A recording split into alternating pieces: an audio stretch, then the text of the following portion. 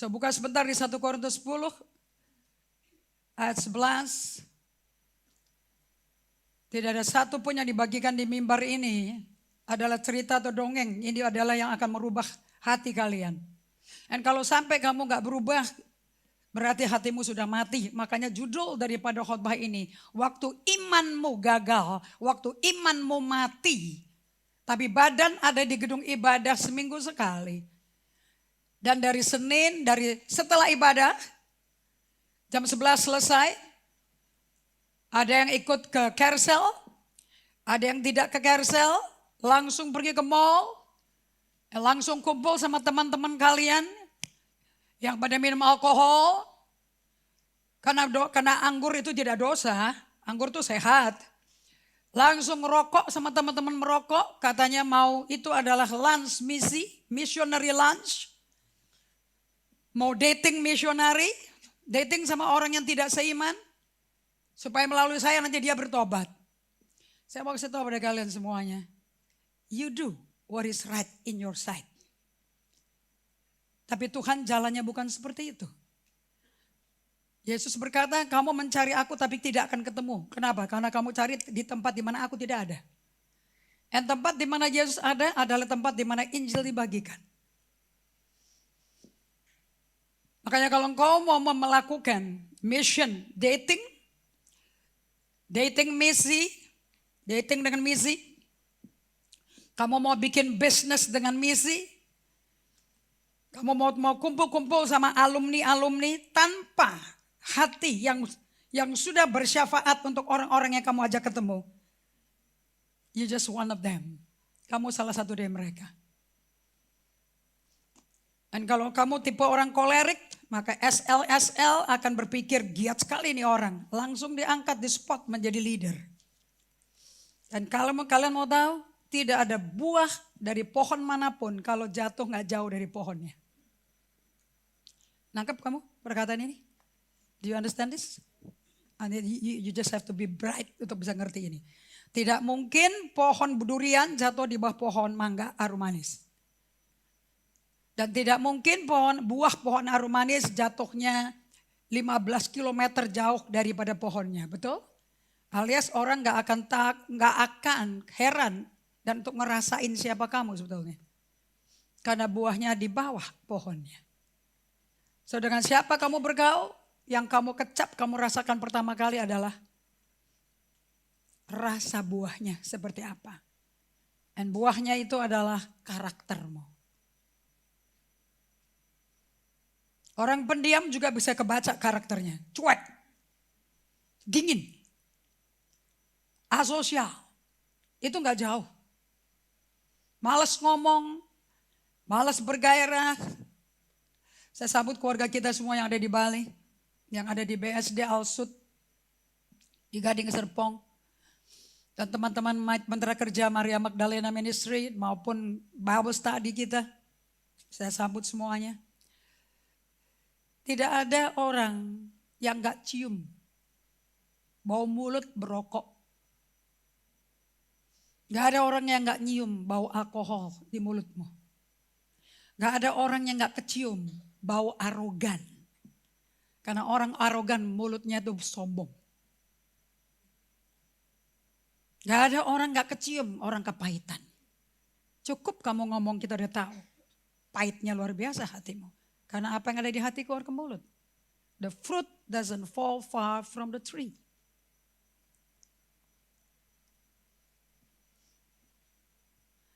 Satu Korintus 10 ayat 11 katakan sama-sama. Semuanya ini, katakan sama-sama. Semuanya ini telah menimpa mereka sebagai contoh. Sebagai apa? Sebagai apa? Oke. Jadi patut kita pelajari kan? Patut diselidiki? Dan semuanya katakan. Dan dituliskan untuk menjadi warning for us. Yang hidup pada waktu. Timingnya kapan? Ini ditujukan ke congregation, jemaat yang hidup di zaman apa? Periode apa? Katakan sama-sama. Di mana zaman akhir telah tiba. Bukannya zamannya kita. Jadi kalau ada pendeta yang mengatakan kita adalah umat perjanjian baru, kita hidup dengan kasih karunia Allah, kita tidak di bawah hukum Taurat, Korek. Oleh sebab itu kita nggak usah baca perjanjian lama. Benar apa salah? Benar apa salah? Bukankah Yesus datang ke bumi untuk menggenapi hukum Taurat? Kita Mazmur, kita para nabi. Bukankah itu semua 10 perintah Allah? Bukankah itu 5 buku Taurat yang ada dibawa oleh Yesus yang dipaku di kayu salib untuk setiap kegagalan kita mentaati Taurat? Dia dicambuk oleh satu cambukan. Supaya kita bisa hidup di dalam hukum Taurat. Karena hukum Taurat isinya adalah kasih. Bukan penghukuman. It's love. Itu aturan hidup. So saya mau tanya pada kalian semua. Semua ini, yang mana semua itu? Menurut ayat 9. Kalau baca Alkitab dari bawah ke atas, jangan dari atas ke bawah. Ayat 9, katakan sama-sama. 2, 3. Jangan kita mencobai Tuhan seperti yang dilakukan beberapa orang dari mereka. Sehingga mereka mati dipakut ular. Anda mau tahu bahasa Inggrisnya mencobai Tuhan itu apa? Menantang Tuhan. Orang Israel nantang Tuhan. 40 tahun ditantang Tuhannya. Musa aja angkat tangan kok. Sampai akhirnya dia cuma boleh berkata kepada gunung. Tidak boleh dipukul. Yang pertama dipukul. Yang kedua gak boleh dipukul. Tapi karena emosinya udah gak tahan. Dicaci maki, diperlakukan tidak manusiawi oleh 12 suku Israel.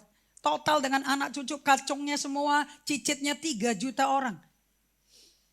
Tiap hari rapat dengan dimaki-maki oleh penatua. Dimaki-maki sama majelis. Tahun ke-40, secara manusia dia gak kuat.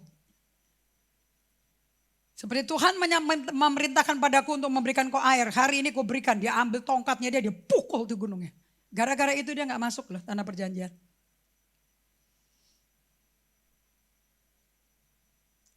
Bayarnya mahal ya Musa untuk tidak masuk tanah perjanjian. Karena tidak bisa tahan emosi marah.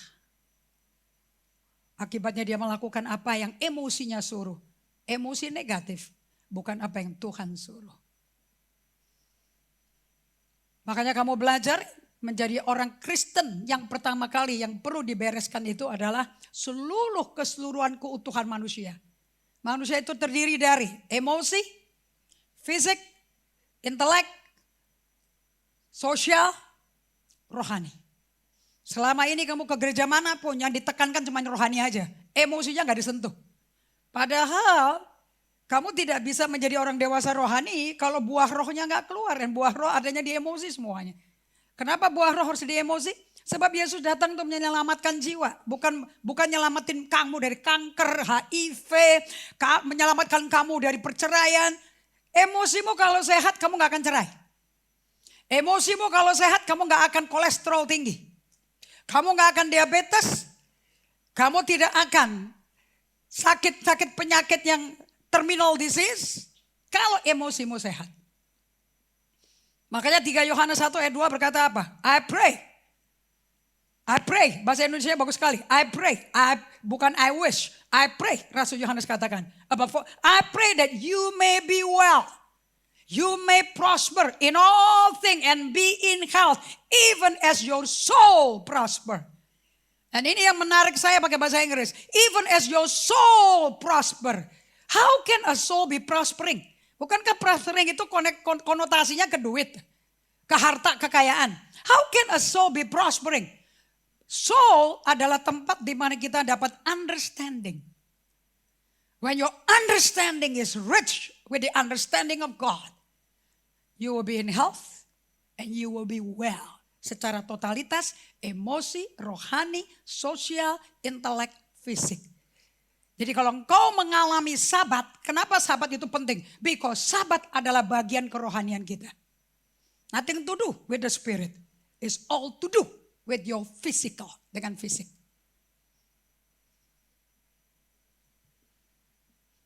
Jadi kita kalau belajar di sini, kalau Anda belajar dari emosi, emotionally healthy spirituality, manusia bukan roh. Punya jiwa tinggal dalam tubuh, bukan 3 itu aja. Manusia adalah emosinya, kehidupan sosialnya, inteleknya, fisiknya, dan rohnya. 5 area. Kalau ini tidak didampak dan doanya Rasul Paulus, doanya Rasul Yohanes salah. I will pray that you will be well in all things. 5 aspects. And be in health. Health mental, health physical, health financially, health relationshiply, dalam hubungan sesama, all healthy. Even as your soul is healthy. Sama seperti jiwamu sehat.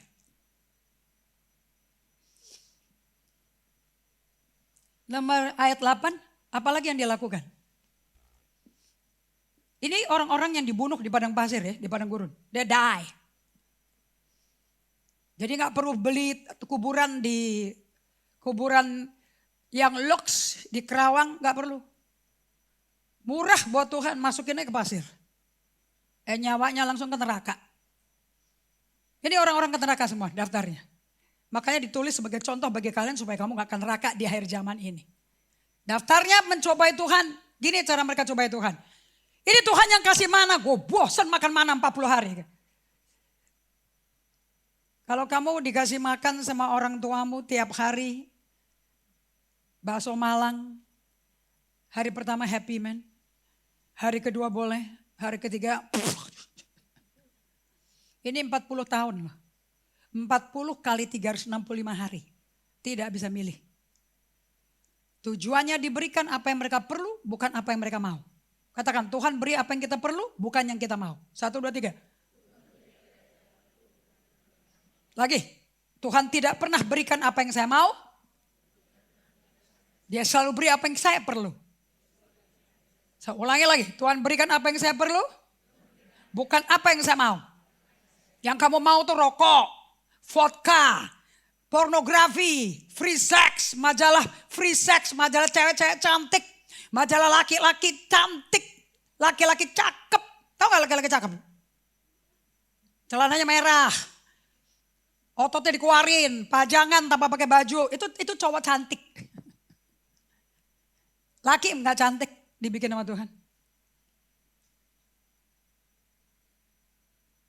Semoga kamu bisa mendengar ya, majalah apa yang kamu tonton selama ini atau browsing medsos apa yang kamu tonton akan menentukan fashionnya kamu. How you dress is what you look. Kalau tiap hari kamu nontonnya LA, Bazaar, Vogue, kamu tahu dandanmu kayak apa? Female, kamu tahu dandanmu tuh dari situ. You are what you see. You are what you think. As a man think in his heart, so is he. Bagaimana orang melihat dirinya, begitulah dia. You are a product of what you see. Kalau kamu lihat firman terus, gak mungkin kamu akan menjadi seperti itu. Nah, ini? Dan orang yang tidak berdandan sama sekali, gak masa bodoh sama fashion, because that's how you see. Kamu gak layak cantik. Kamu gak layak rapih. Gak ada orang mau aku jelek. Makanya dandannya ngawur dan jelek. You are what you see. You translate in how you see. Dan caramu ngomong is what you see. Dan apa yang ada di hatimu keluar ke mulutmu. If you worship you, kalau kamu nyembah kamu, you will show off you.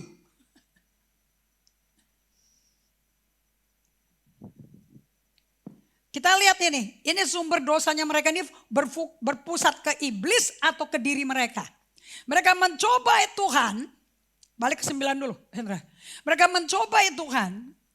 Ini Tuhan bisa kasih makan mana? Oke, dia kasih air. Oke, dia bisa kasih daging gak ya? Wah, Tuhan dicoba kayak gitu terhina loh. Dia Tuhan. Bahasa Inggrisnya He is Lord, Lord. Bahasa Yunaninya Kurios, Master, Tuanku, Tuan. Bahasa Indonesianya salah terjemahannya. Tuhan is the owner of my life. Begitu kita lahir baru ditebus oleh darah Yesus, ditebus artinya apa? Bahasa kata tebusan dipakai di mana? Penculikan bukan? Kamu pernah dengar kata Sandra and tebusan? Uang tebusan? Right. Yesus gak bayar pakai cash, dia bayar pakai nyawanya. Gua yang dihukum, gua yang disiksa, gua yang tanggung semuanya. Konsekuensi dosanya Adam. Gua tanggung semua. Aku menjadi Adam yang kedua. Adam yang terakhir. The dead and the resurrected Adam. Kenapa dia bisa bangkit? Karena dia Tuhan. Bukan dukun. Kematian kalah sama dia. Makanya apapun yang mati dalam hidupmu, datang ke Yesus, pasti dibangkitin. Yang matiin kamu kok. Kamu sakit kolesterol, tersumbat, jantung, koroner, kan kamu sendiri yang matiin, yang masukin gitu. Betul gak dokter Vivi? Nah, maminya manggut berarti anaknya berkata iya. Dokter Vivi bisa marah loh. Lu jangan telepon-telepon gue melulu ya. Gue bukan dokter lu, enak aja lu. Emangnya free consultation. Halo? Hidup sembarangan, gue diuber-uber. Udah gitu dikasih resep kagak dibayar lagi. Halo? Mentang-mentang saudara sih. Kalau begitu, kalau butuh sakit, butuh pelayanan dokter for free di GG ada dokter di sini. Apa-apa mintanya free, kenapa itu kasih. Tapi kalau hidup ngawur, kamu gak mengasihi dirimu. Bagaimana mengasihi dokternya? Dokternya akan lembur. Kalau kau mengasihi dirimu seperti dan mengasihi sesama seperti mengasihi dirimu, ya jaga dirimu dulu. Tahu batasan mana yang perlu dimakan, mana gak dimakan. Aja kalau kena penyakit terminal disease, masuk ke rumah sakit, seluruh gereja suruh puasa buat kalian. Come on man. Jangan terlalu egois kalian. Puasa is good. Secara medis bagus. Secara Alkitab, the most humble position. Posisi paling rendah hati, puasa. Dimana kekuatanmu habis. Supaya kekuatan Tuhan yang masuk. Merubah karakter butuh kuasa Roh Kudus, butuh kuasa Tuhan. Gak bisa pakai pentung sama rotan, gak bisa merubah karakter orang. Kebodohan hanya dapat diberikan. Tidak saja melalui rotan dari kecil, tapi orang tua 80 tahun di rotan ini kan lucu. Berarti gak permanen dong solusi itu. Tapi melalui pemodelan, melalui nilai yang dimasukkan ke gereja. So dia dicoba minta, mereka menantang Tuhan. Kalau kau bisa kasih roti mana? Mana? Gue mau daging. Gue udah bosan makan. Mana. Dikasih burung puyuh. Diujanin sampai kayak selimut burung puyuh datang. Dikasih makan sampai nafsunya puas. Sampai daging puyuh keluar hidungnya. Ada di Alkitab. Saya gak bikin-bikin. Kalau sutradara mesti bikin. Kalau Yesus tulis-tulis nyata-nyata di Alkitabmu. Itu kitab suci. Akan jadi suci kalau manusia dagingnya hilang loh. Ini belum suci sekarang bukunya. Karena isinya tentang perhubungan seks antara papa mertua dan anak mertua. Kakak dan adik. Pembunuhan daripada ipar kepada iparnya. Itu bukunya isinya kayak gitu tuh. Buku kalian tuh. Kamu pernah buka gak ya? Ini dibandingin sinetron. Sinetron kalah. Yang kedua ayat 8. Apa sih yang mereka, semuanya ini terjadi pada mereka. Ayat yang kedua, jangan lakukan percabulan. Seperti yang dilakukan beberapa orang dari mereka. Sehingga dalam satu hari, dalam berapa hari? Dalam satu hari tewas 23.000 orang. Kalau 23.000 orang Indonesia Kristen di gereja-gereja. Mati. Dalam satu hari di waktu yang sama semua. Geger gak Indonesia? Tapi kita belum mengalami ini loh. Sebab kemuliaan Allah belum dinyatakan dalam sepenuhnya. Makanya kita terus menyanyi, memuja Tuhan. Kita terus minta supaya kemuliaannya terus dia hadir. Terus kenapa? Supaya waktu hadir beneran kita gak syok. Karena pada waktu kemuliaan Allah hadir beneran. Kenapa kita bisa syok? Dosa sekecil apapun akan terbongkar. Bohong sama Roh Kudus mati di tempat. Di gereja-gereja mati. Di tempat ibadah mati. Jangan mimpi. Jangan pernah minta. Kemuliaanmu nyatakan sekarang. Mati kau. Mau sekarang aja ditegur suruh bertobatnya nantang balik ke saya kok. Gue bisa bertobat dari apa? Emangnya gue kenapa? Gak ada lagi hati yang lembut dan tender. Gak ada lagi hati yang bisa merindukan Tuhan. Bertobat artinya turn to God. Langsung pikirnya, gue orang berdosa ya, gue orang berdosa ya. Dosa apa lagi? Dosa apa lagi? Tertuduh dan terdakwa. Kalau Roh Kudus yang bekerja, diinsafkan. Oh, aku jauh dari Tuhan. Orang lain rasa aku jauh dari Tuhan. A different translation, a different connotation. Beda terjemahan, beda interpretasi. It depends bagaimana kondisi hatimu dengan Tuhan. How is your relationship with God today? Kalau mau tanya sama core team, kalau member mau tanya, how is your soul today? Tanya sama core teamnya. How is your relationship with God today? Jangan takut. Karena itu barometernya. Mau tahu kamu sehat atau tidak sehat emosinya. How is your relationship with God today? Dan orang yang tidak ada hubungan sama Tuhan gak ada kasih. Dan jangan diminta-minta apa lagi. Ayat 7, ngapain lagi yang mereka lakukan?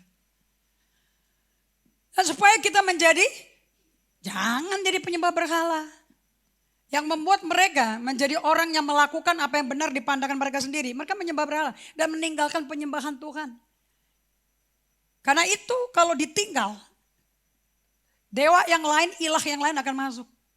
Katakan sama-sama, tidak ada manusia kosong. 1, 2, 3. Satu lagi, 1, 2, 3. Satu kali lagi. Katakan, apa saya dipenuhi Roh Kudus? Atau saya dipenuhi setan? You cannot be empty. Allah tidak pernah menciptakan manusia kosong. Pada waktu Allah menciptakan manusia, Allah berkata kepada dirinya sendiri, let us make man. He spoke to himself. Berarti habitatnya manusia is God's presence. So tanpa hadirat Allah, tanpa Allah kita nggak ada. Waktu Allah bikin ikan, dia ngomong ke air. Makanya ikan harus ada di air. Waktu dia bikin kambing, dia bikin gajah, dia bikin sapi, dia ngomong ke tanah. Makanya hewan harus ada di tanah. Tanpa tanah mati dia. Suruh gajah berenang terus. Mati gak? Kepada siapa Allah ngomong, kepada apa Allah ngomong, kesitulah bahan mentahnya. Hanya manusia dia ngomong ke dirinya sendiri. Makanya kalau penyembahan pada Tuhan di stop, you die. Kamu persis seperti tanaman. Saya punya mbak di rumah yang memang seorang manajer. By nature dia manajer. Tapi dia perhatikan perasaan saya. Saya bilang, Nur, bagian ini tanaman kaktus ya Nur.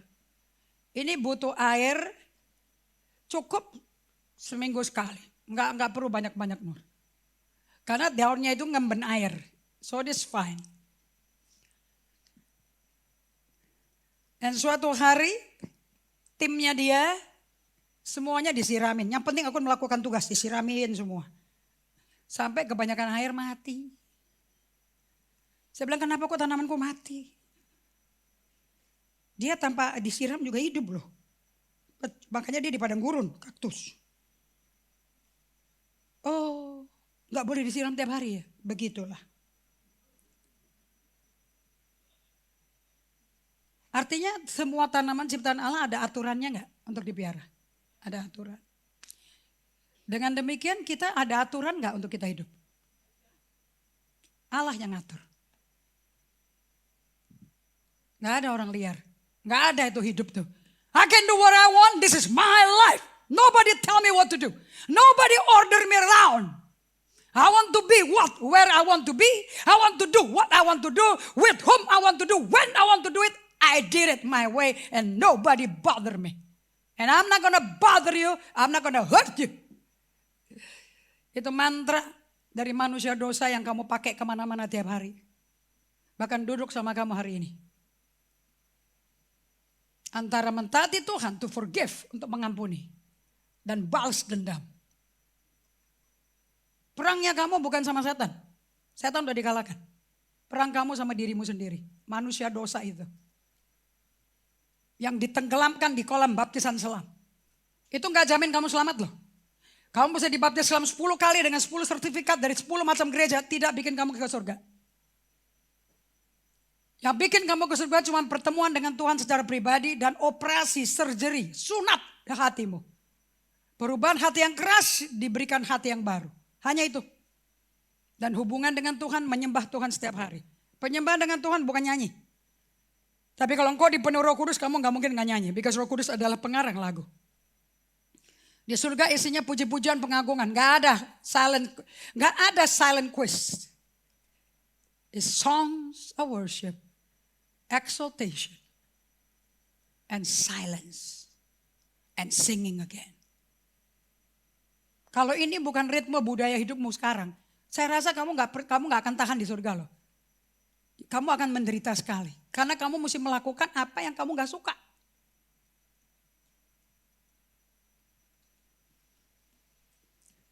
Sama seperti beberapa orang, seperti ada tertulis, maka duduklah bangsa ini di depan lembu tuangan emas. Duduk bangsa itu makan, minum, kemudian bangun mereka bersukaria. Bukankah tren-trennya kehidupan kita sebelum pra-pandemi, selama pandemi, sampai post-pandemi. Semua orang sibuknya nyari makan. Business culinary is booming, betul apa tidak? Pesta kawin mengawin kayak bintang film. Orang gak dikenal, gak punya apa-apa, gak punya duit, gak bisa ngapa-ngapain. Bisa pesta kawin dengan mewah, pakai foto kayak foto model. Are you crazy?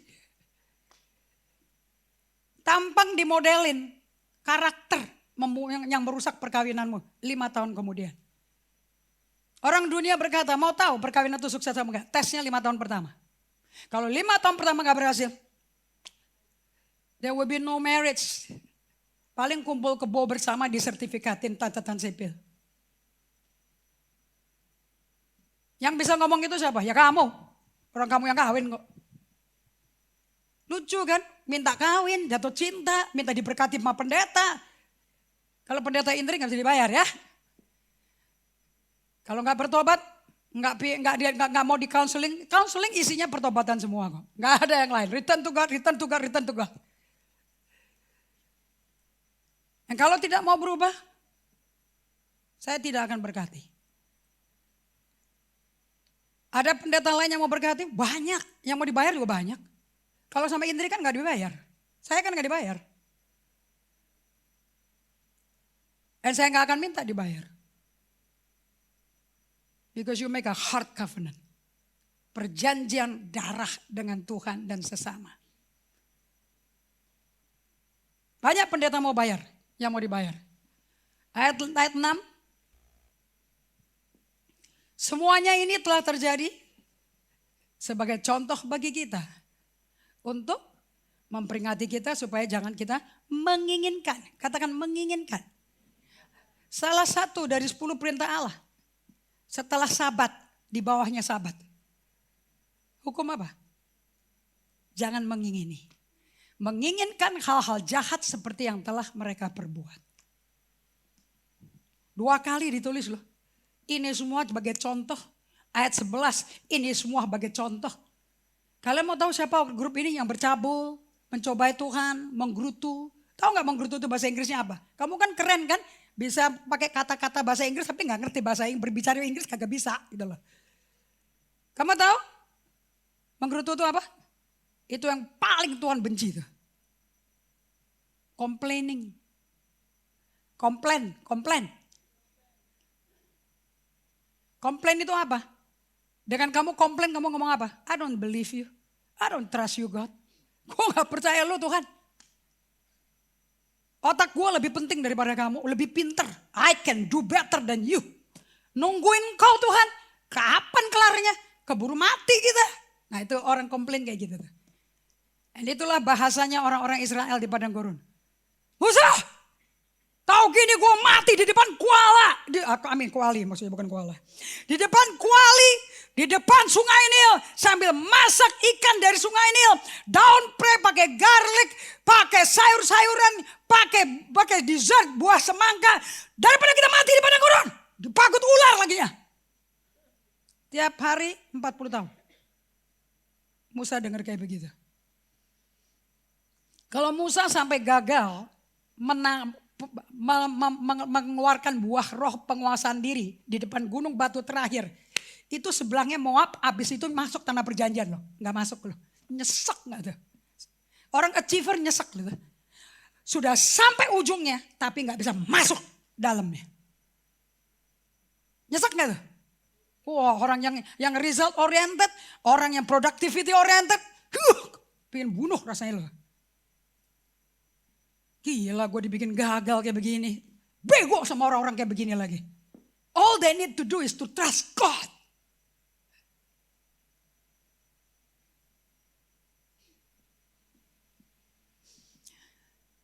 Orang-orang ini siapa sih? Buka ayat 1. Kita lihat. 5 buku. Kejadian, Keluaran, Ulangan, Bilangan, Imamat. Tulis mengenai geng ini. 1 Korintus 10 ayat 1. Aku mau supaya kamu mengetahui, saudara-saudara, kalau pakai kata saudara bukan berarti orang non-Kristen ya, tidak termasuk non-Kristen. Ini khusus bagi mereka yang sudah lahir baru, mengalami pertobatan, perubahan hati. Bahwa nenek moyang kita, kalau sudah tahu ada kata nenek moyang, referensinya kemana? Orang-orang Israel yang dilepaskan dari perbudakan di Mesir, bukan? Kita semua berada di bawah perlindungan awan dan bahwa mereka semua telah melintasi laut. Untuk itu menjadi pengikut Musa, mereka semua telah dibaptis dalam awan dan dalam laut. Dan mereka semua makan makanan rohani yang sama. Dan mereka semua minum minuman rohani yang sama. Sebab mereka minum dari batu karang rohani yang mengikuti mereka, dan batu karang itu ialah Kristus. Tetapi sungguh pun demikian, Allah tidak berkenan pada bagian terbesar dari mereka karena mereka ditewaskan di padang gurun. Setelah 40 tahun, itu adalah boundary, batasan dari Tuhan, kesabaran Dia. Love has boundary.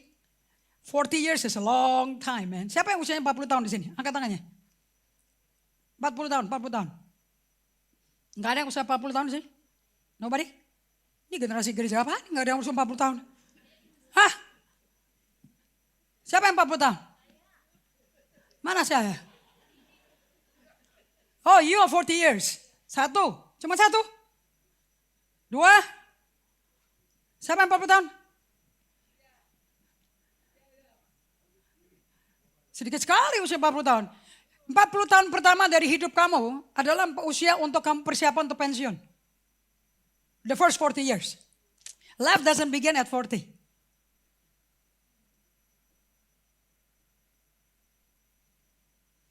Satu generasi is about 40 years. Satu kali angkatan, satu periode itu 40 years. Jadi kalau kamu udah mau masuk ke 50 tahun, 60 tahun and you have no plan, you are planning to die, to fail. Gaji besar doesn't make you a smart person. Ada duit gak bikin kamu a smart person. Ada planning membuat kamu a smart person. Dan Tuhan berkata, aku tahu rancanganku mengenai kamu.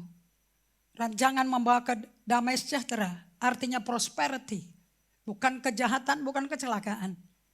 Dan rancangan yang memberikan masa depan penuh pengharapan.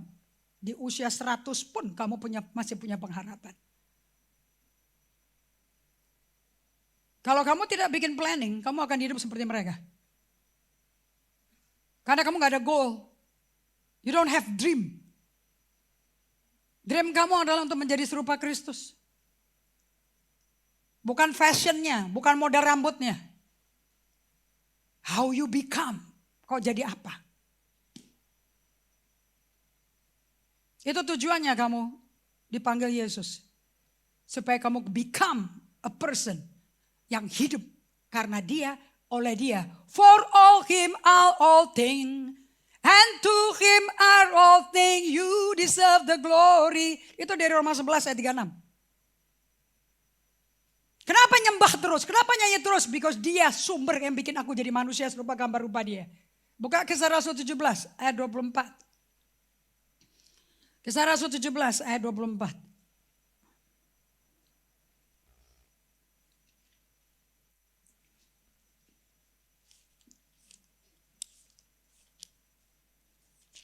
Ini khotbahnya Paulus di Yunani, di Athena, di puncak gunung. Kalau kalian pergi ke Israel via Athena, Greka, sangat bagus. Kamu akan hidupi perjalanannya si Paulus. Paulus di Athena. Ayat 24.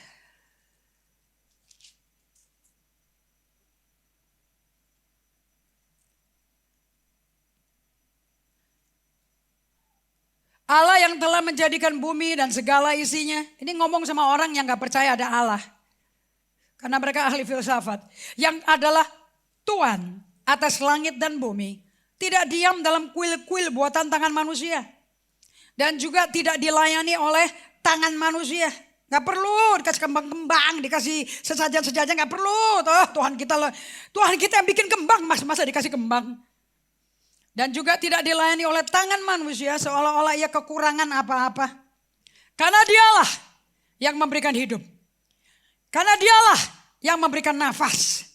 Dan karena dialah segala sesuatu kepada semua orang. Segala sesuatu. Dia yang kasih. Dan kamu hanya bergumul dengan satu apa yang dikasih sama kamu. Muter otak. Ayat 26. Dari satu orang saja, Adam pertama. Ia telah menjadikan semua bangsa dan umat manusia untuk mendiami seluruh muka bumi. Dan ia telah menentukan musim-musim bagi mereka. Dan boundaries, limits, batasan-batasan kediaman mereka. Supaya mereka mencari dia. Kalau nggak ada limit, kita nggak cari Tuhan. Kalau kamu belajar EHS, kamu akan tahu. Bab 7. The gift of limits. Thank God saya limited loh. Saya bersyukur saya terbatas. Saya gak bisa semua-semuanya. Saya gak mampu ngapa-ngapain semuanya sendiri. Thank God. Suatu aku gak berdaya. I cry out to God and He saved me. Orang sombong itu orang gak tahu diri bahwa dia tuh terbatas. Satu hari cuma ada 24 jam, kita cuma mampu melek selama 8 jam. Di atas 8 jam udah mulai ngantuk. Hari mulai gelap udah gak kuat, ngantuk gua. Mau tembak pakai kopi, mau tembak pakai bir, mau tembak pakai alkohol, mau tembak pakai obat-obatan. Gak kuat, badannya pasti tidur. Karena kita dibikin dengan ritme, batasan-batasan. Thank God kita terbatas supaya kita bisa mengandalkan Tuhan. I love it. Begitu saya dapat pewahyuan. The gift of limit. Then I can call upon the Lord and tidak salah. Bukan aku orang lembek. Memang orang terbatas. Ada amin? Ini pewahyuan ini. Akan membunuh kesombongan orang kolerik. Yang selalu berkata, I can do it. I can do it. Aku pasti bisa. Aku gak akan gagal. Enggak, kadang-kadang Tuhan bikin kamu biar gagal. Biar kamu rendah hati, biar kamu tahu kamu ada batasannya. Kalau, ini kita baik-baik ya. Kalau kamu anak-anak yang sering mati hidupnya. Hari ini, you young people. Nih, anak-anak Ignat ada di sini. Mereka mesti dengar khotbah ini. Percuma saya bikin khotbah terpisah. Nggak ada efek. Dengar baik-baik. Kalau nasib hidupmu susah. Mami papimu cerai. Papi mamimu judi. Narkoba, peminum alkohol, perokok. KDRT, kekerasan. You know what? Kamu susah sekarang hidupnya. Sebab orang tuamu niru mantra dunia. Slide, Hendra. I can do what I want. Bapak lu, mama lu dulu kayak begitu. I can do what I want. I can have what I want to have. I can do with whom I want to do it with. Kapan? It's my choice. It's my life. Kamu susah sekarang, sekarat hidupmu, gak ada kasih sayang. Terus dituntut pendetanya mesti menjadi Yesus dengan kasih sempurna. You must be crazy man. Kamu keluar dari keluarga kayak gini. Your pap and your mom is doing this. Ini hak papi, ini hak mama, ini hidupnya papi. Siapa yang bisa atur papi? Papi tidak mau diatur-atur hidupnya. Saya tidak diganggu, saya gak ganggu orang lain. Gue gak ganggu bini gue, anak gue. Oh anaknya gak dimasukin, gak jadi faktor. Bininya gak jadi faktor, gak tahu kalau bini sama anaknya menderita men. Menderita gak? Kalau keluarganya, kalau suaminya main judi habis duitnya, menderita gak istri sama anak? Gak. Wah hebat kamu, bumblebee gitu. Ada orang ditanya gini gak berkutik, something is very wrong man. Jika kamu masih ada orang tuamu, pasti kamu buat orang tuamu sakit. Gak mungkin dong. Pak Akun tuh loh di sel. Nunjukin foto pria ganteng-ganteng. Lulusan SMA doang. Berfoto beberapa orang gitu Pak Akun. Berenam, ada yang lebih dari itu. Dan mereka Mati 3, 4 dari 6 itu nyetir mobil Pajero. Andi bilang mau ngebut kok pakai Pajero. Lamborghini minimal. Kalau mau ngebut minimum pakai BMW. Beholding my word. Pakai Mercy. Paling gak dapat belas kasihan Tuhan.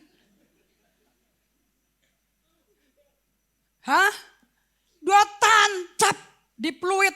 Tol Pluit. Tanjung Priok. 4 anak. Yang nyetir masih di ICU. 3 mati.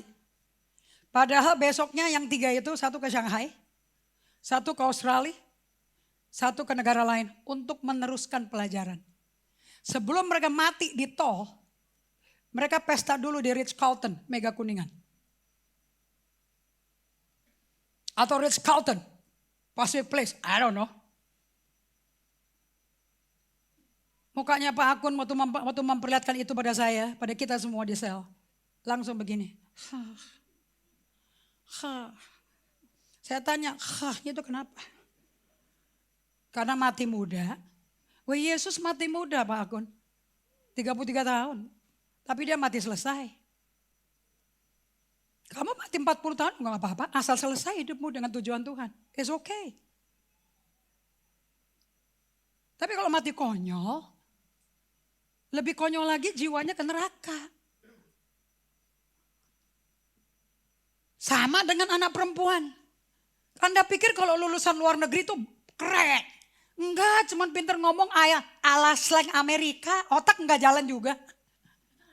Akademis tidak pernah membuat otakmu jadi bijaksana. Saya jamin.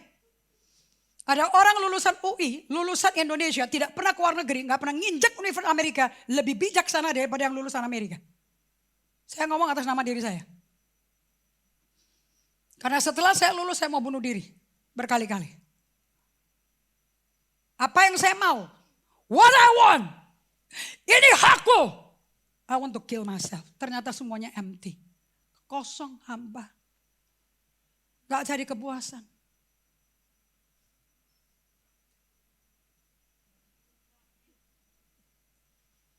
Saya ditarik pulang sama papi saya.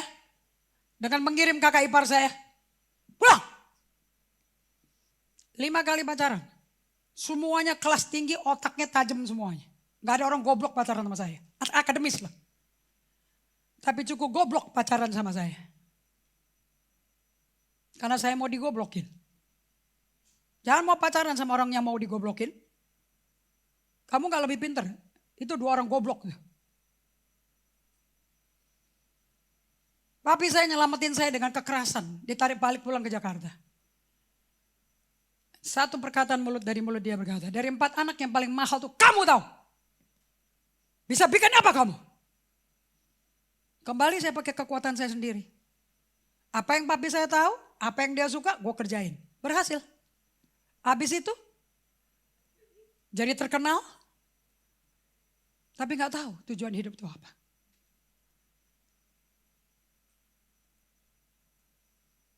Dan di usia 36 tahun. Dibawa ke gereja bekas pacar saya, pacar yang kelima.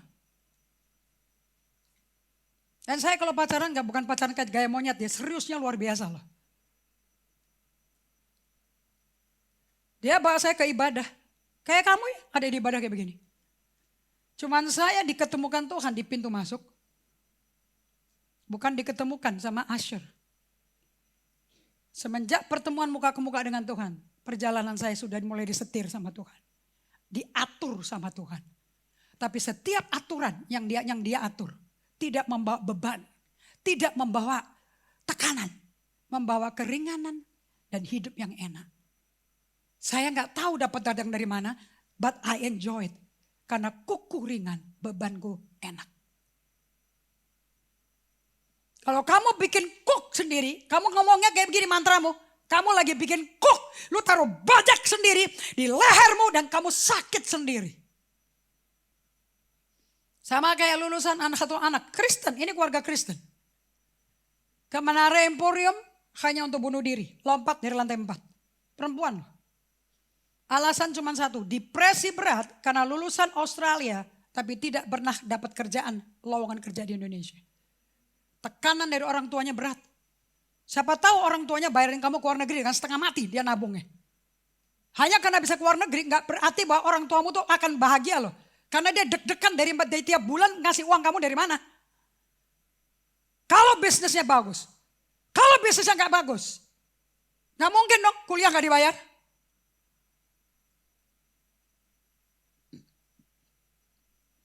So saya pasti orang tuanya berat bayarnya tuh anak gitu.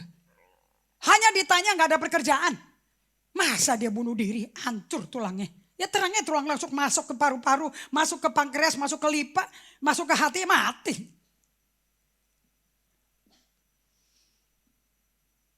Ini kejadian ada di antara kita loh.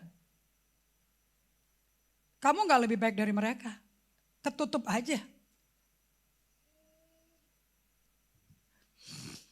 Next please. Jika kamu jadi korban kecelakaan seperti di Pluit Tanjung Priok, kamu orang kan? Sakit nggak tuh supirnya tuh? Di ICU berapa per malam tuh? Nggak mungkin dong dimasukin ke rumah sakit umum. Pasti keluarganya pakai rumah sakit tertentu. Rumah dukanya 3 seperti jenazah berderet. 3 keluarga jadi satu bikin kedukaan. Kata Pak Agun, maminya tiap kali makan muntah. Tiap kali makan muntah, nggak tahan sakitnya kehilangan anak itu. Sekali-kali kamu lebih baik ke tempat itu daripada ke tempat-tempat clubbing, beach club. Minum-minum alkohol, ketawa-tawa, ketawa palsu dan semu. Apa yang kau ketawakan di hatimu gak ada bahagia? Kalau bahagia buat apa pakai alkohol? Sukacita itu dari Tuhan, bukan dari alkohol. Sukacita itu bukan dari asap, narkoba. Dari hadirat kemuliaan Allah, Shekinah glory. Kamu sakit, masuk ICU. Orang dimasukin ICU artinya apa? Diperjuangkan biar hidup lagi kan? Tanya manusia sama dia, mau hidup apa mau mati? Kalau mau mati saya mau tuntun kamu dulu. Terima sama yang punya hidup akhirat. Akhiratmu mau di bawah apa di atas? Perlu ditanya itu. Kamu sakit kan? Itu anak ICU sakit kan? Polisi nyari siapa? Keluarganya atau pacarnya? Atau mboknya? Pasti keluarganya. Keluarganya jadi susah gak? Next please. Kalian mau hidup otonomi. Mana bisa? Gak bisa hidup otonomi. Gak ada orang suka sama orang hidup otonom. Dan ini semua kitab hakim-hakim. Generasi yang teriak, ini hidup gue. Gak usah ikut campur. Aku mau melakukan apa yang ku mau. Aku mau main dengan teman pilihanku. Aku mau melakukan bersama apa yang ku mau. Dan di mana ku mau. Dan itu baru keluar, baru terjadi, baru muncul. Setelah Yosua mati. Kalau Yosua nggak mati, nggak keluar. Next dong, Handra kan ikutin dong. Kalau Yosua nggak mati, nggak keluar kata-kata itu. Orang tua mesti mati dulu, baru keluar apa yang ada di hati anak sebetulnya. Dengerin ya anak-anak ya, biar orang tuamu sadis KDRT, dengerinlah. Kamu telah lahir dalam dosa juga. Di hatimu juga gak ada yang beres dan sempurna. So, minggu lalu saya bagikan. Slide 36 ya, Hendra. Setelah Yosua mati, sebelum Yosua mati, Yosua berkata, slide 35, maaf, slide 35. Kamu akan lompat-lompat sama saya nih hari ini. Yosua berkata kepada orang Israel, nih, sebelum kau mati nih ya. Orang kalau dalam Tuhan mati pun santai dan siap gitu loh. Ada tahu gak ya? Musa aja ngomongnya santai, aku akan mati loh Yosua. Kamu akan gantikan aku loh. Nggak ada kayak mati jangan, kapan mati, kapan toh ya Tuhan, mati nih. Nggak ada gitu Tuhan. Yosua tahu akan mati. Makanya dia bikin legacy yang jelas. But me and my house we will serve the Lord. Tetapi aku dan sisi rumahku, aku akan melayani Tuhan. Itu final tuh legacy itu. Legacy bukan duit, bukan mobil, bukan cash. Legacy adalah meninggalkan kehidupan bersama sumber satu-satunya. Kemudian berkatalah Yosua kepada bangsa itu, kamu saksi ya terhadap kamu sendiri ya, terhadap omonganmu itu loh. Bahwa kamu telah memilih Tuhan untuk beribadah kepadanya. Kami saksi. Makanya kalau nanya sama orang tuh, udah. Dulu saya juga tanya, kalau sampai Ibu Indri jatuh dalam dosa. Kalau sampai aku ada apa-apa, masih setia gak sama aku? Dengan air mata timnya saya. Yes, agak setia. Hari ini hilang semua. Aduh, kalau orang gak ada otot untuk setia sama Tuhan, gak usah ditanya. Yosua gak ada pilihan, mesti tanya. Tapi pertanyaan buat mereka, bukan buat dia. Dia mah udah ngerti. Ini pasukan bajingan. Dan dia berkata, bajingan itu ada di Bilangan 14 ayat 11 ya. Ada di ayat, saya bukan ngomong sembarangan. Ayat ini ya. Allah memanggil bangsa Israel bajingan. Karena tidak pernah mau taat Tuhan. Bilangan 11 ayat 4. Maka sekarang Yosua berkata, jauhkan dong segala Allah asing yang ada di tengah-tengah kamu. Ayo condongkan hatimu kepada Tuhan Allah Israel. He is Lord Jesus Christ. Kristus sudah ada kan di perjanjian lama ya. Dan bangsa Israel berkata kepada Tuhan Jehovah Allah kita, kami akan ibadah, firman-Nya akan kami dengarkan. Lalu dilakukan, saya persingkat, Yosua bikin batu gede. Isinya the covenant allegiance antara umat Israel dan Yosua dan Allah Israel. Tanda tangan 12 kepala suku. Habis itu Yosua mati. Dan sebelum dia mati dibalik-balikin. Ayat 28 masing-masing dikasih 12 tuh. Tanah Kanaan, tanah Yebus, tanah Feris, tanah Het. Mana ini suku Efraim, mana Naftali, mana Sebulon, mana Yehuda, mana what do you call it? Suku Isakar. Mana ini? Mereka udah dikasih tanahnya. Nah, ini baru pemimpin yang hebat nih. Tapi yang ditinggalin sama Yosua bukan tanah, itu tanah dari Tuhan. Karakter dia dan kehidupan dia. Dan sikap bangsa Israel. Semua orang Israel beribadah pada Tuhan sepanjang Yosua masih melek. Dan sepanjang tua-tua gengnya si Yosua. Mana nih gengnya Indri? Gengnya Indri mesti habis semua dulu baru kita masuk nih. Kalau ini gengnya Yosua. Yosua mati, gengnya masih hidup gak? Nah, tunggu sampai mati semua. Baru kita take over. Nah, ngomongnya sama tuh. Anaknya si Harun mati juga. Senior-seniornya mati. Israel sesudah Yosua mati. Hakim-hakim. Buka pasal 21 ayat 25. Awal bikin janji teriak-teriak. Yah akhirnya orang edan. Akhirnya gila-gilaan. Ya, Hakim-Hakim 21 ayat 25. Itu filmnya tuh dari situ. Kalau nggak dapat Hakim-Hakim 21 25 nggak dibikin video klip. Katakan sama-sama. 2, 3. Pada zaman itu nggak ada raja di antara orang Israel. Sekarang buka Hakim-Hakim 1 ayat 1 dan 2. Pernah nggak Israel punya raja? Buka Alkitabnya, jangan liatin saya. Nggak ada nggak usah lihat-lihat screen, nggak penting. Buka Alkitab lebih bagus. Pakai screen juga salah-salah, tulis Tuhannya juga. Tuhan Yahweh sama Tuhan bukan Yahweh juga nggak tahu bedanya. Katakan sama-sama. 2, 3. Sesudah Yosua mati. Sesudah siapa? Anda mau tahu kehidupan keturunanmu kayak apa? Tunggu orang tuanya mati, baru ketahuan. Murni apa enggak murni yang diomongin di depan jenazah baru kelihatan. Orang Israel bertanya kepada Tuhan. Orang Israel bertanya ke siapa? Orang Israel bertanya kepada siapa? Itu nama Tuhan kita bukan U kecil, H kecil. Ini kalau H kita U besar, H besar semuanya. Orang Israel bertanya kepada siapa? Siapa daripada kami yang harus lebih dulu maju menghadapi orang Kanaan untuk berperang melawan mereka? Ini di tanah perjanjian loh nih. Tidak ada janji Allah kamu terima dengan pindah tangan dari Tuhan. Ini ambil ya, ambil. Gak pernah. Setiap janji Allah harus diperoleh dengan peperangan. Kenapa?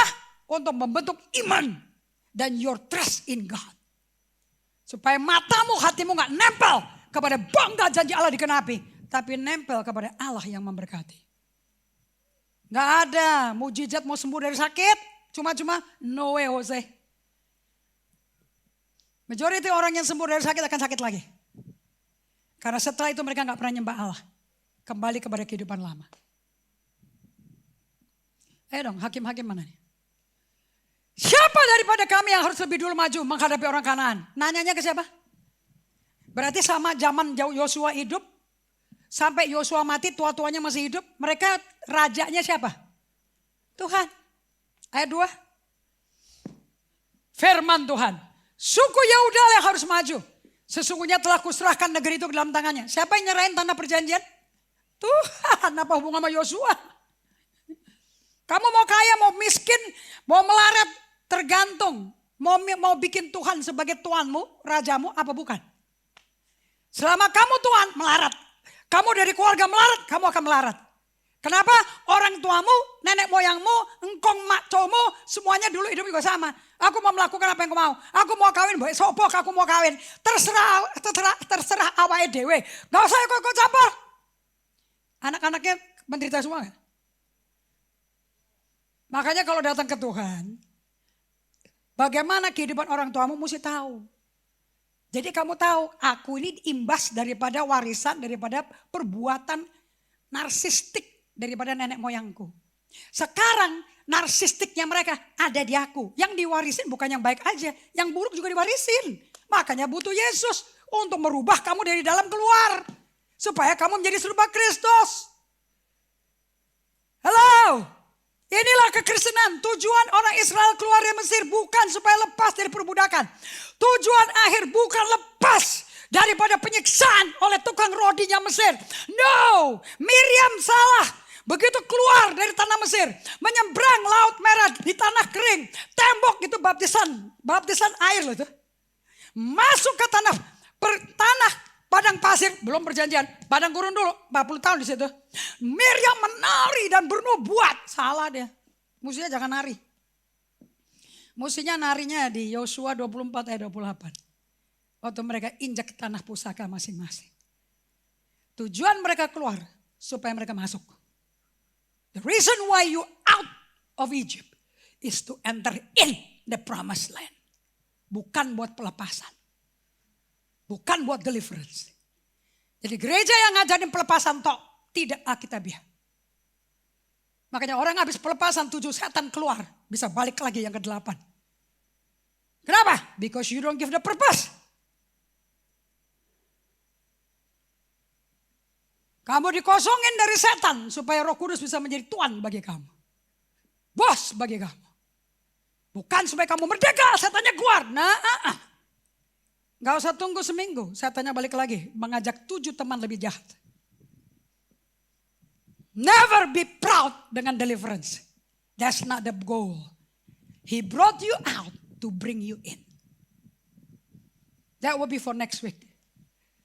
Ayat 3. Lalu berkatalah Yehuda pada Simeon, ayo maju bersama dengan aku. Nah, saya mau tanya. Jadi di awal waktu tua-tuanya Yosua masih hidup, mereka masih mengakui Yesus Tuhan Allah Israel sebagai raja mereka, bukan? Pengatur langkah mereka, penentu langkah mesti diambil apa? Yes. Sekarang kita ke Hakim-Hakim 2.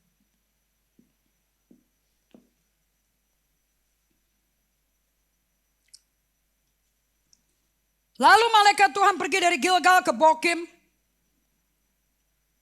Itu ada banyak tuh di slide saya tuh. Siapa namanya Hendra? Slide 9. Lalu malaikat Tuhan pergi dari Gilgal ke Bokim. Bokim artinya ratapan. Dan berfirman, telah kutuntun kamu ya. Nih tugas orang tua nih, cerita ini berulang-ulang nih. Telah kutuntun kamu ya keluar dari Mesir. Dan kubawa ke negeri yang kujanjikan dengan sumpah kepada nenek moyangmu. Dan aku telah berfirman, aku tidak akan membatalkan perjanjianku dengan kamu selama-lamanya. Tapi jangan kamu ikat perjanjian. Do not make any allegiance.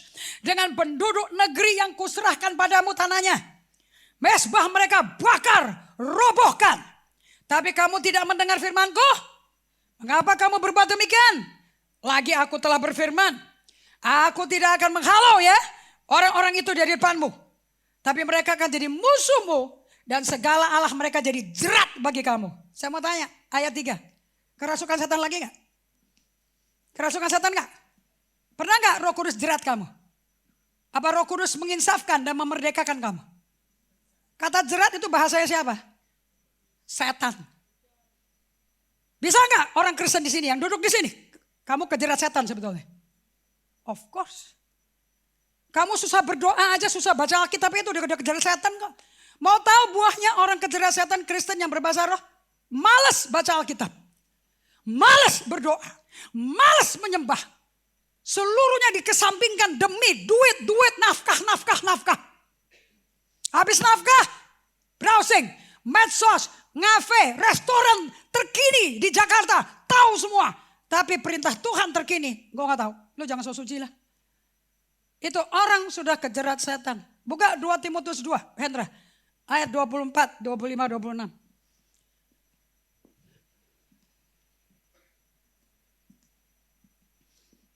Seorang Kristen gak mau ada hubungan sama Tuhan.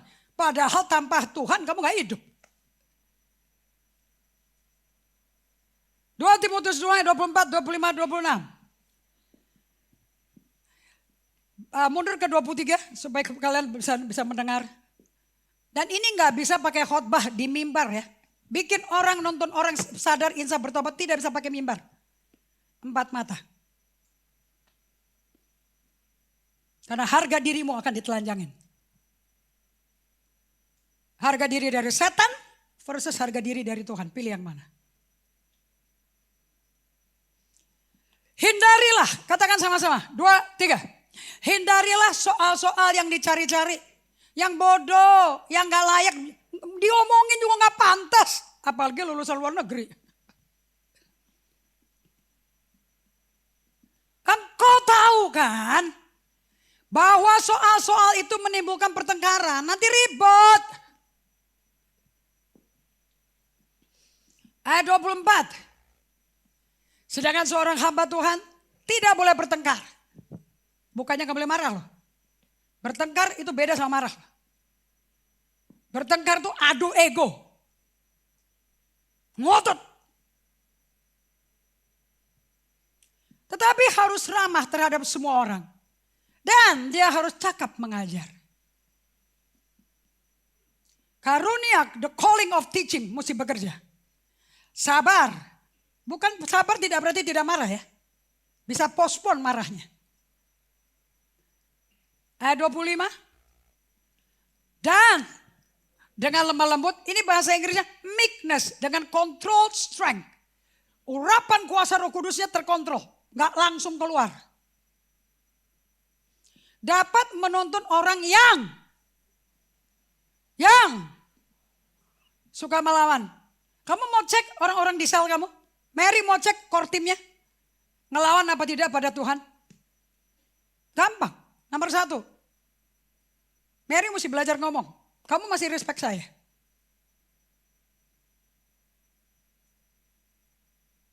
Kalau sampai Mary bertanya gitu pada core timnya Eagle.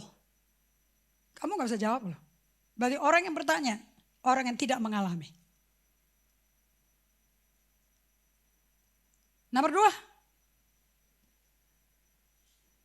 2. Bagaimana hubunganmu dengan Tuhan? Well, aku bolong-bolong WPDA-nya, aku bolong-bolong SS-nya, aku capek. Nomor 3.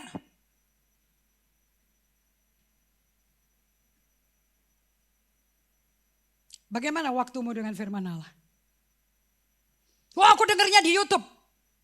Sepanjang hari gue mainin di YouTube. 3 jawaban seperti ini, out. Kamu butuh counseling. Status, posisi, gak nyelamatin kamu. Kualitas hati menyelamatkan kamu. Kita gak butuh orang aktif. Kita butuh orang yang hidup di hadirat Tuhan. Being with God is above doing for God. Sebab mungkin, lanjutin kata-kata ini. 2, 3. Sebab mungkin, lingkari itu Alkitabmu, kata mungkin. Kalau pakai digital kan susah dilingkarin tuh. Tulis di Alkitabmu sendiri, di kertas tuh. Perhaps, maybe, the Lord, Tuhan huruf besar, memberikan kesempatan, memberikan kairos kepada mereka untuk bertobat. Siapa bilang bertobat gampang? Tanpa Roh Kudus, tanpa berbalik ke Tuhan, tanpa kebuka, tanpa menyerahkan hatimu kepada Tuhan, nggak bisa. Nggak bisa sama sekali. Bertobat nggak ada urusan dengan kekuatan manusia. Sebab mungkin Tuhan memberikan kesempatan kepada mereka untuk bertobat. It's an opportunity. Opportune time kalau Mas Mondro katakan. Dan leading them, memimpin mereka sehingga mereka mengenal kebenaran. Nomor satu, kalau dari pertobatan mesti ada pengenalan kebenaran dulu.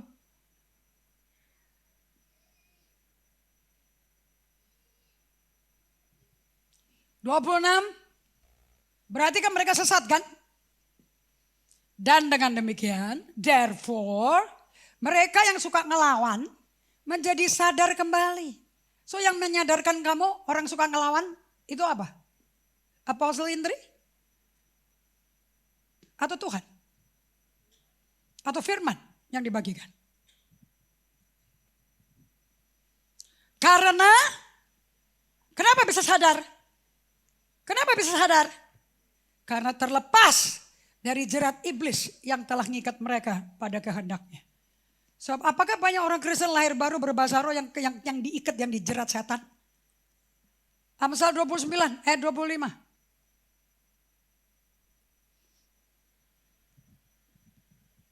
Amsal 29 ayat 25. Katakan sama-sama. It's all in the Bible. Orang berkata, kalau dengerin Apostle Indri khotbah isinya firman semuanya. Memang karena saya butuh direparasi sama firman, saya sendiri aja butuh. Ngapain cerita mengenai Indri Gotama? Saya bisa bersaksi bagaimana firman merubah saya. Oh, I like it.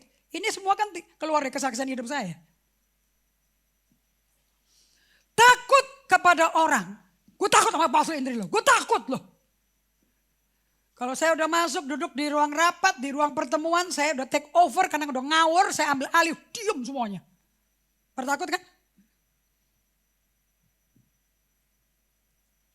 Kalau memang kamu suci, nggak ada salah apa-apa, kenapa mesti takut? Dan kalau nggak takut, nggak usah nunjukin, aku nggak takut, itu takut. Makanya Joyce Meyer menulis buku, Do It Afraid. You have fear, do it. Hadapi itu takut itu. Makanya ngadep langsung. Gue mau buktiin gue gak takut. Buat apa dia buktiin gue takut? Lu udah takut kok. Aku mau buktikan aku gak takut. Jadi takut dong kamu. Itu emosi gak sehat. Takut kepada orang mendatangkan jerat. Kalau takut itu artinya apa? Orang yang kamu takuti, kamu diem. Gak jawab. Gak ngelak, no comment. Minimum yang timbul di otakmu adalah, ntar gue salah ngomong, gue dimarahin lagi, mendingan gue diem. Itu waras tuh kalau bisa mikir kayak gitu. Tapi kalau bergaya, supaya buktikan gak takut, you're sick. You live in denial. Anda hidup dalam penyangkalan. Nah, faktanya emosimu dijerat sama setan. Takut kepada orang mendatangkan jerat. Siapa yang menjerat? Roh Kudus? Yesus menjerat? Nah, He give you total freedom. Yesus kita kasih kepada kita kemerdekaan total. Yesus tidak pernah memberikan pada kita paksaan. Absolutely nggak ada paksaan. Sebab kalau kita mau mencintai Tuhan, cinta itu keluar dari kerelaan, bukan karena keharusan, kemutlakan, sama sekali nggak bisa. So, saya mau tutup dengan ini. Slide 53.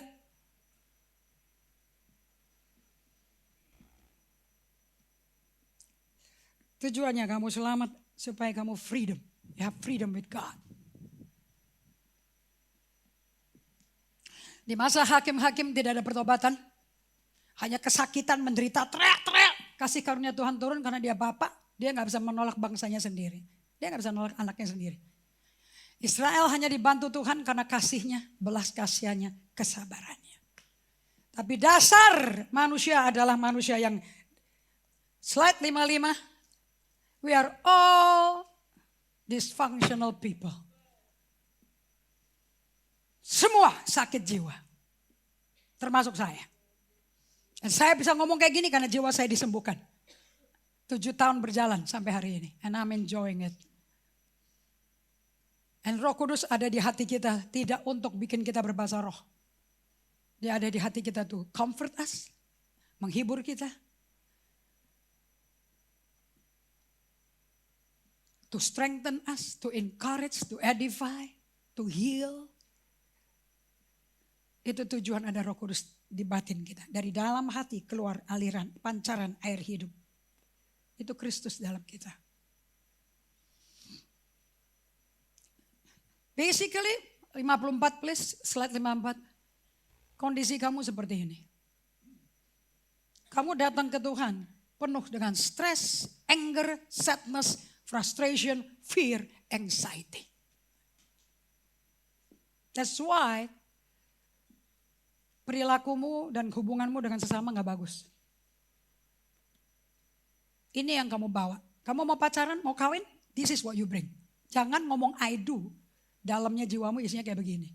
And kamu expect pasangan kamu untuk bisa ngangkat semua stres, semua anger. Gak bisa lah. Karena pasanganmu juga begini modelnya. And that's what Israel all about. So, slide 57. Saya stopin sampai jam 11 ya. Slide 57.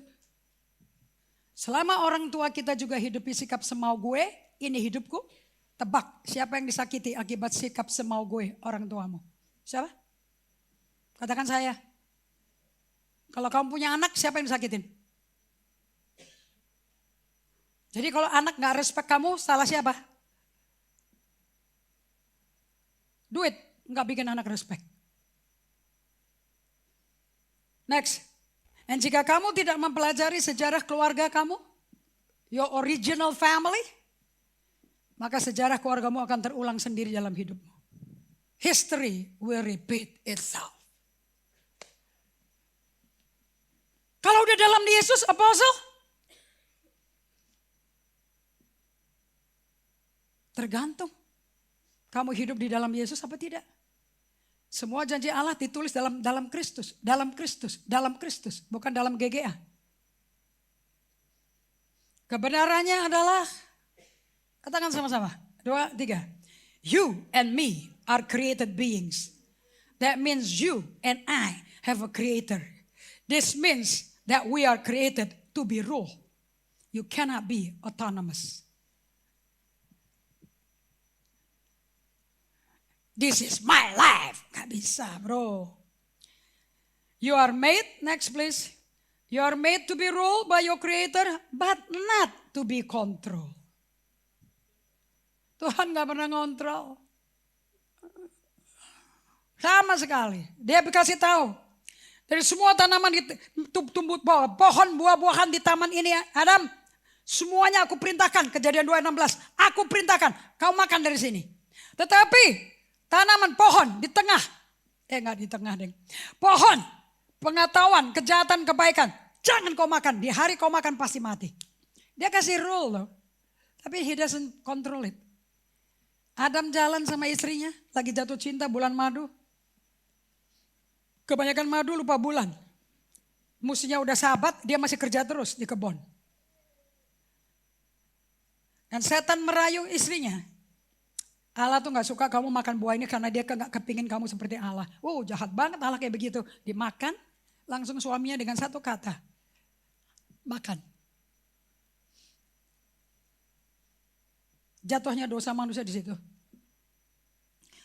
Kenapa lebih mudah menjawab yes kepada setan-setan dunia ini, ilah-ilah dunia ini, yang ada di dalam kamu, manusia dosa kita, dan ada di sekeliling kita, dari orang-orang sekitar kita, daripada berkata yes kepada Tuhan pencipta kita. Kenapa kok lebih gampang? Gak apa-apa. Oke, si Inge sakit liver. Makan enak nih makannya, makan. Padahal sedikit minyak merusak livernya dia yang sudah serosis. Lingkungan kamu sama manusia doamu, manusia dosamu, itu musuh kamu. Kenapa kok mengikuti orang lebih gampang daripada mengikuti kata Tuhan? Yang mati buat kamu, yang cinta nyawamu, yang tanggung dosamu, tanggung hukuman dosamu, tanggung kankermu, tanggung semua penyakit terminal disease. Kenapa kok kamu susah ngomong yes kepada dia dan ngomong ya kepada manusia dosamu?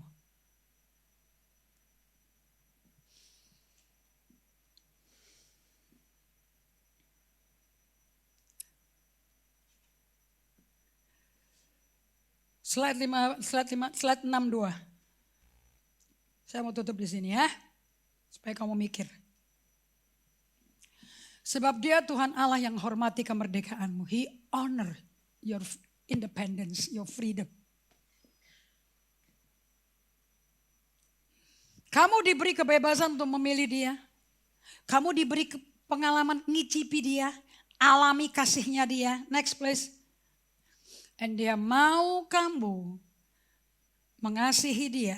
Dan dia mau kamu mengasihi dia kembali. Dia mau sayangin kamu, dia mau cintai kamu, dan dia minta kamu cintai dia kembali. Freely, willingly, dengan merdeka, dengan rela. Inilah love relationship with total freedom to return to him, to forgive you, be merciful to you, love you again and again. That's the heart of the father of the prodigal sons. Kamu main seks, kamu main blue film, buka majalah Playboy, situs pornografi, sedikit aja alkohol. Kan lulusan, wisuda, sedikit aja. Once you crack fondasimu pada Tuhan. Setan kalau masuk nggak tahu diri, nyelonong, nerabas langsung. Dan sekali masuk dia gak mau keluar. Harus pelepasan yang teriak-teriak. Dan butuh kuasa Roh Kudus. Kalau Roh Kudus enggak tuh. He wants to love you. He wants to love you back. He wants you to love him back. It's a love relationship. And with total freedom to return to him. Freedom to come back to Jesus. And he forgive you. Be merciful to you. And love you again as a lover forever and ever. So, next please. Kapan saja kamu kembali kepada Tuhan yang hidup dan penuh belas kasihan dari menyembah ilah-ilah dunia ini, pasti Bapak Surgawi peluk kamu dan cintai kamu tanpa syarat. Kenapa yang ini kamu gak pilih?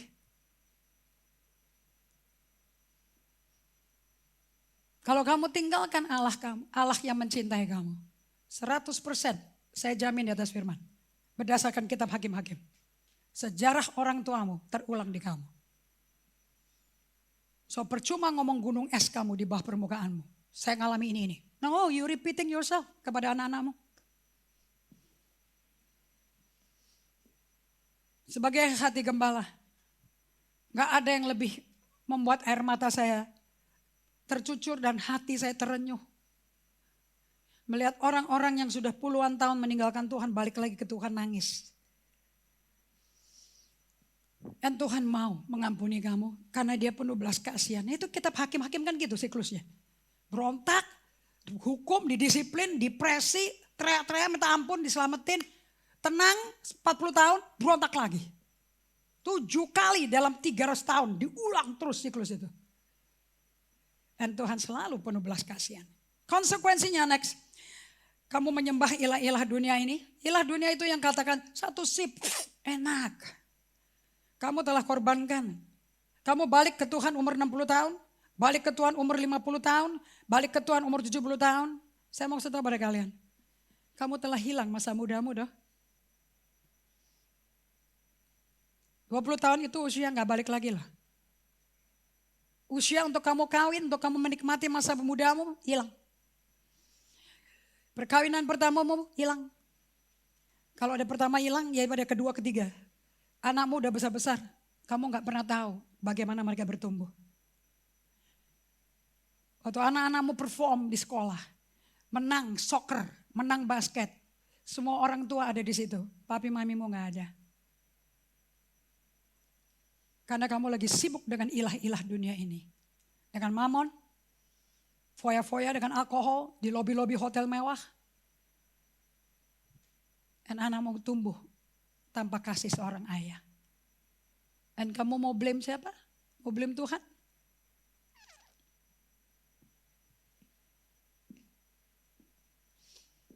Tundukkan kepala.